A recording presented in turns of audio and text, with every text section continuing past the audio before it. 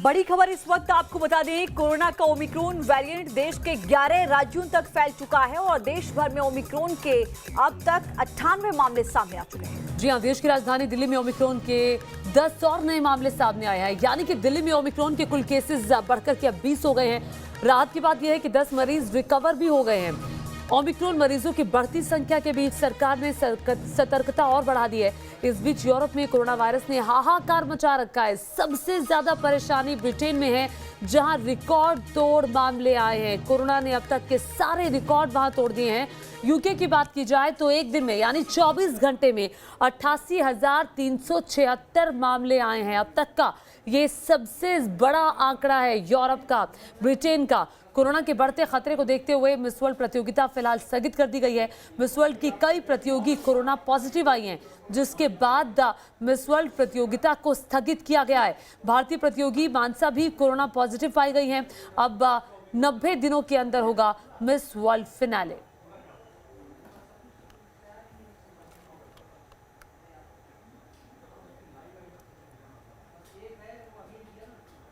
और सबसे पहले आपको भारत की तस्वीर दिखाते हैं, जहां ओमिक्रॉन के केस 100 के करीब पहुंच गए हैं। तस्वीरें इस वक्त आप देख सकते हैं। महाराष्ट्र में सबसे ज्यादा मामले हैं। दूसरे नंबर पर राजस्थान है। ग्राफिक के जरिए समझिए कि कहां सबसे ज्यादा। तीसरे नंबर पर दिल्ली आ रहा है। चौथे नंबर पर केरल है।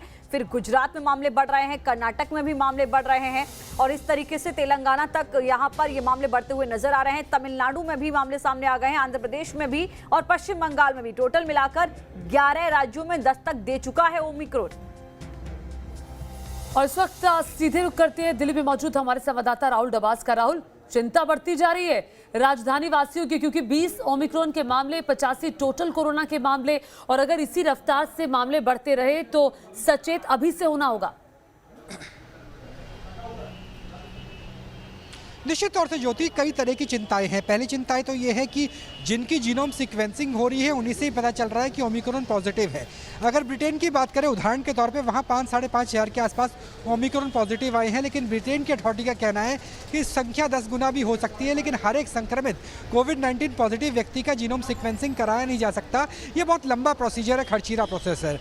अगर दिल्ली की बात करें, 20 टोटल पेशेंट आए हैं जो ओमिक्रॉन पॉजिटिव है। LNJP अस्पताल में मौजूद हूँ और 10 लोग ठीक होकर के वापस चले गए हैं।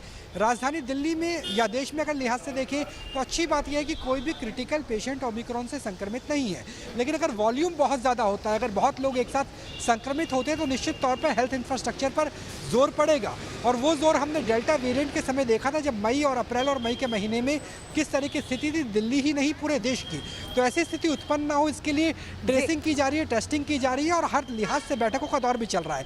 अगर कल की बात करें तो बैठक का दौर चला है, जहाँ पर गृह सचिव ने अपनी बैठक ली है और उसके साथ साथ स्वास्थ्य सचिव ने भी बैठक ली है। राज्यों को, विशेषज्ञों को साथ में लिया जा रहा है ताकि जितना संभव हो ओमिक्रॉन वेरिएंट को कम से कम रखा जाए और जहां तक संभव हो जीनोम सीक्वेंसिंग को बढ़ाया जा सके। जी।